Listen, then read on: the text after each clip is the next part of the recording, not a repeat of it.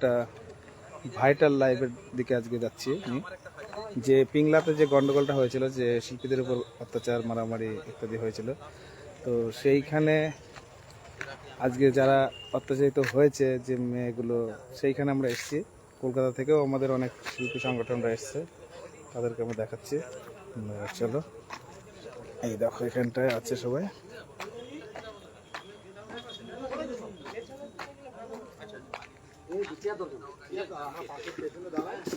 ওদের সঙ্গে তোমাদেরকে আমরা দেখাচ্ছি কীরকম হয়েছিল সেই সময়, কি ঘটেছিল।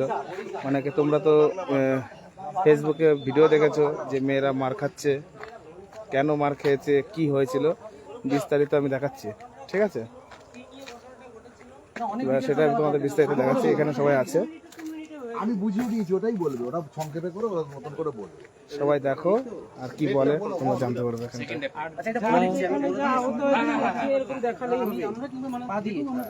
একটু ওই হাতে লেগেছে তো, ওইটা একটু একটু খুলে রাখো, হাতটা দেখাও। হ্যাঁ, তোমার ওখানে চার কোথায় আছে?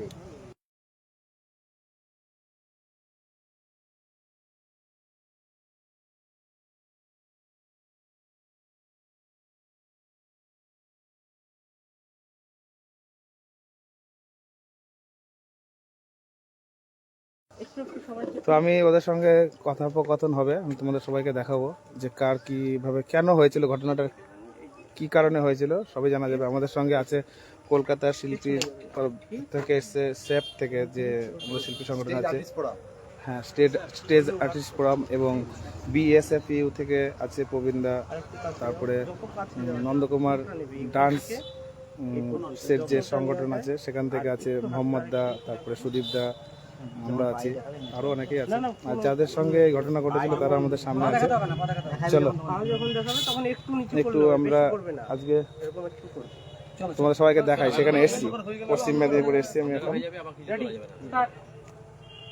চলো, আমরা এই মুহূর্তে আমাদের যে বোনেদের প্রতি যে অত্যাচার হয়েছিল, আপনারা আগেও বলেছি, আবারও বলছি, 2রা এপ্রিল পিংলা, ওই জায়গাটার নাম হচ্ছে বরিশা বাগনাবাদ। তো যে অত্যাচারটা হয়েছে, তো আজকে আমরা দেখতে এসেছি, এসে দেখলাম যে সত্যি এরা প্রচণ্ডভাবে এদেরকে মারধর করা হয়েছে। তো আমরা আমাদের মুখ থেকে কিছু বলবো না, তো বোনদেরকেই বলবো কিছু বলার জন্য। কত কষ্টটা পেয়েছি এরা, একদম কিভাবে অত্যাচার হয়েছে, কারণটা কি সেটা তোমরা বলো। যে তোমাদের মধ্যে কেউ একজন বল, কেউ যে বলতে পারবে ভালো বল। আমরা গেছিলাম প্রোগ্রাম করতে, নৃত্য প্রোগ্রাম করতে। আমরা গেছিলাম নৃত্য প্রোগ্রাম করতে। নৃত্য প্রোগ্রাম করার পরে 2 ঘন্টা 40 মিনিট প্রোগ্রাম হয়ে যাওয়ার পরে কমিটির কজন মধ্য ছেলে এসে বলে অস্বাভাবিক প্রোগ্রাম করার জন্য। তখন আমরা না স্বীকার করি যে আমরা এসব প্রোগ্রাম কোনোদিন করি না আর করবো না। তখন তারা আমাদের উপরে ঝাঁপিয়ে পড়ে। যেমন আমাদের 5 জন মেয়ে ছিলাম, 6 জন ছেলে, মারামারি, ঘিচাঘিচি। সেখানে আমি ভিডিও করছিলাম, আমার হাতের পরে বাড়ি মেরেছে, মেরে ফেলে দিয়ে লাথালাথি ঘুষাঘুষি করেছে। আপনাদের কাছে আমাদের এটাই বিনীত যে আপনারা এর বিচার করুন, আমরা এর শাস্তি চাই। আর আমাদের এর উপরে রুজি রুটি চলে বলেন, এতদিন আমরা বসে আছি, এরপরে কতদিন পরে আমরা যেতে পারবো স্টেজে আমরা সেটা জানি না, কিন্তু আমরা কি করে চলবো বলেন তো। তোমরা এই মুহূর্তে চাইছোটা কি? আমরা ওনাদের শাস্তি চাই।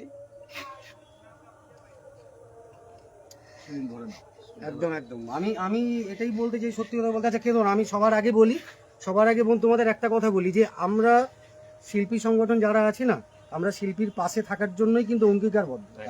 আমরা শিল্পীর সম্মান চাই একদম। তো সেই জায়গায় দাঁড়িয়ে আমরা এখানে স্যাপ আছি, বিএসএফইউ আছে, ডান্স অনার্স অ্যাসোসিয়েশন আছে, আমরাও যেমন আমাদের কিছু আরো অনেক বন্ধু সংগঠন আছে। তো আমরা এই মুহূর্তে যে 3টে সংগঠন আছে, আমরা বলছি যে আমরা যতটা পারবো এই মুহূর্তে, সত্যি কথা, ওদের রুটি তো ওটা বন্ধ হয়ে গেলে ওরা খাবে কি ভাই? খাবে কি? আর শুধু তো ওরা না, ওদের প্রতি ওরা টোটাল পরিবারটা চেয়ে আছে।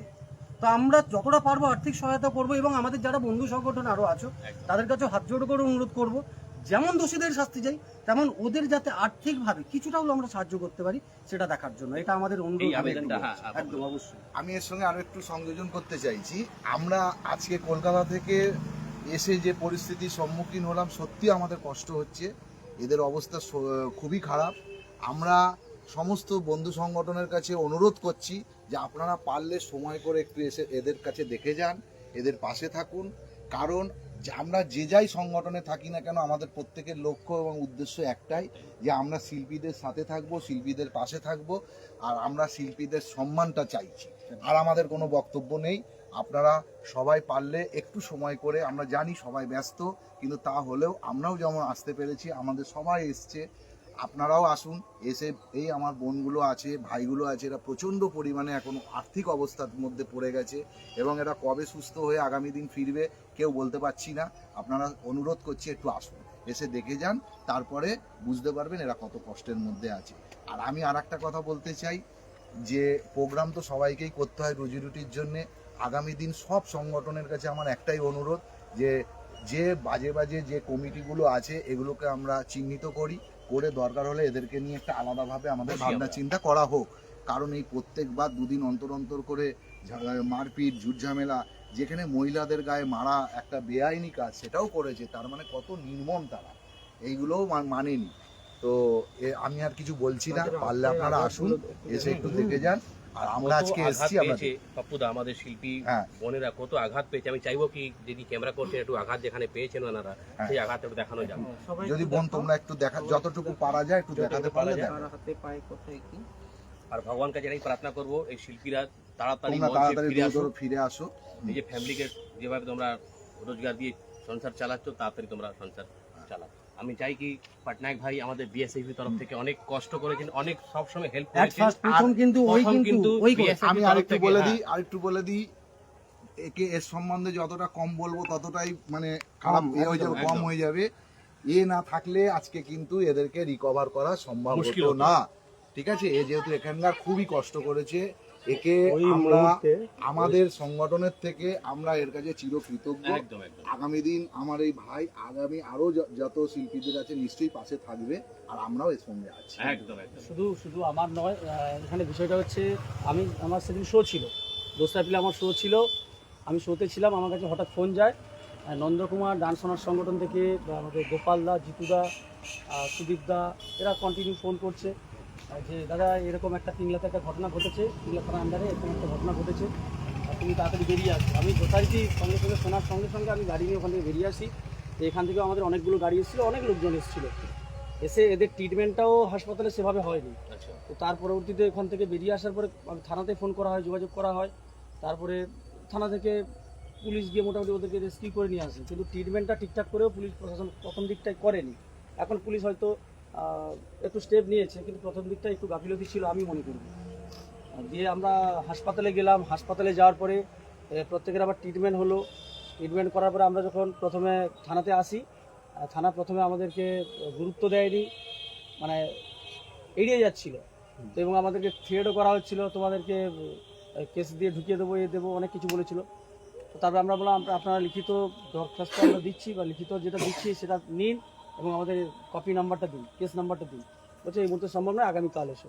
তো যাই হোক, সেটা আমরা সহসা আমাদের কাছে সেই মুহূর্তে কোনো উকিল বা কোনো লেখক ছিল না বলে আমরা সেইভাবে লিখতে পারিনি। তার পরবর্তীতে অনেকেই এসছে, অনেক বন্ধুরা এসছে, এসে নতুন করে লেখানো হয়েছে। তো যথারীতি তারপরে অনেক সংগঠন থেকে যোগাযোগ করেছে, যোগাযোগ করে সমস্ত বন্ধু সংগঠনকে বলুন, তো সবাই মিলে যোগাযোগ করেছে। একদম একদম। কারণ আজকে সংগঠনের আমাদের বিভিন্ন লোকের বিভিন্ন চিন্তা ভাবনা হতে পারে, কিন্তু মানসিকতা আমাদের একটা বা লক্ষ্য উদ্দেশ্য লক্ষ্য একটাই, একটা আমাদের। শিল্পীদের পাশে, শিল্পীদের সাথে, শিল্পীদের সম্মান। একদম। এটাই আমাদের প্রত্যেকের ট্যাগলাইন। তো প্রত্যেকটা সংগঠনকে বলবো যে কোনো সময়, যে কোনো মুহূর্তে, যে শিল্পীটাই প্রবলেমে পড়ুক না কেন, সবাই ঐক্যবদ্ধ হয়ে হাতে হাত রেখে সবাই কাঁধে কাঁধ মিলিয়ে যেন শিল্পীদের পাশে আমরা এসে থাকতে পারি। একদম। আর বর্তমান যেটা প্রত্যেকেই বলেছে একই কথা, নতুন করে বলার নয়, বোনটা কেঁদে ফেললো, কিন্তু আমাদের চোখেও জল চলে এসছে। বিষয়টা এই মুহূর্তে তারা আর্থিক দিক দিয়ে একটু প্রবলেমে পড়ে আছে, আর এরা যেভাবে অসুস্থ আছে, কবে এরা মঞ্চে ফিরতে পারবে, প্রোগ্রাম করতে পারবে, সেটা কোনো ঠিকানা নেই এখন, বা বলতে পারছি না আমরা কি। তো তাদের পাশে আমরাও এসছি, আমরা দেখছি কতটা কি সহযোগিতা করা যায়, সাহায্য করা যায় আর্থিকভাবে। এবং আলাদা যে সংগঠন, বন্ধু সংগঠনগুলো আছে, আপনাদের কাছেও অনুরোধ করবো করজোরে আপনারাও আসুন। আর শুধু ভিউজ বা প্রচার, শেয়ার, এটা তো থাকছে, শুধু এটার সাথে সাথে ওইটা করলে হবে না, সাথে এদের পাশেও থাকুন, কিছু আর্থিক সহযোগিতা করুন, এটা অনুরোধ করুন। এই মুহূর্তে খুবই জরুরি, এই মুহূর্তে এদের পাশে এটা খুবই জরুরি, আর্থিক সহযোগিতা। কেটে দাও। এটা দাও। তো সবাইকে যেটা দেখালাম এবং যেটা জানতে পেরেছো, যদি কারোরও আমাদের সংগঠন ছাড়াও যদি কোনো ভালো মানুষ, ভালো মনের বন্ধু যারা ডান্স ভালোবাসো, ডান্সারদের ভালোবাসো, তাদের মধ্যেও যদি কেউ মনে করো যে এদেরকে সাহায্য করব কোনো আর্থিকভাবে, তাহলেও আমাদের সাথে যোগাযোগ করতে পারো, আমাদের সঙ্গে, আমাদের সংগঠনের সাথে যোগাযোগ করতে পারো, বা আমাদের সাথে যোগাযোগ করলে বা এদের কাছে এসে সরাসরি এদেরকে তার আগে যে আমার শো ছিল আমার তোমরা কিছু সাহায্য করতে পারো, সেটা পয়সা দিয়ে হোক বা অন্যভাবে হোক, সাহায্য করতে পারো। আর কিছু বলার নেই। তোমরা মেদিনীপুরের থেকে যারা দেখছো তারা তো এখানে পশ্চিম মেদিনীপুর পিংলার কাছে এদের বাড়ি, এখানে আসতেই পারো, বা আমার সঙ্গে যোগাযোগ করতে পারো, বা আমাদের যে কোনো সংগঠনের একজনের সঙ্গে মোহাম্মদ দা নন্দকুমারে থাকে, এর সঙ্গে যোগাযোগ করতে পারো। যে কোনোভাবে যোগাযোগ করলেই হবে। যদি কারোর ইচ্ছা হয় যে আমরা এদের পাশে দাঁড়াবো, দাঁড়াতে পারো। আর কিছু আমার তরফ থেকে বলার নেই। পরে আমরা আবার লাইভ আসবো, অন্য আপডেট দেবো। আজকে আমি আমার অরূপ ডান্স একাডেমি থেকে আজকে কোনো প্রোগ্রাম নেই, যারা আমাদের লাইভ দেখো, আজকে কোনো প্রোগ্রাম নেই। আজকে আমরা এই করতেই রেখেছি, এদের পাশে এসেছি, এদের পাশে দাঁড়ানোর জন্য। আজকে শিল্পীর বিপদ হয়েছে মানে কালকে অন্য শিল্পীরও বিপদ হতে পারে, সেই জন্য আমরা এদের সবাই সবার পাশে দাঁড়ানোর জন্যই আছি। বাই। যতটা পারো শেয়ার করো, সবাই একটু শেয়ার করলে ভালো হয়। তোমাদের কাছে অনুরোধ, এই ভিডিওটা পারলে একটু শেয়ার করো। ভূমিকা পালন করেছে, যদি ভিডিওটা না থাকতো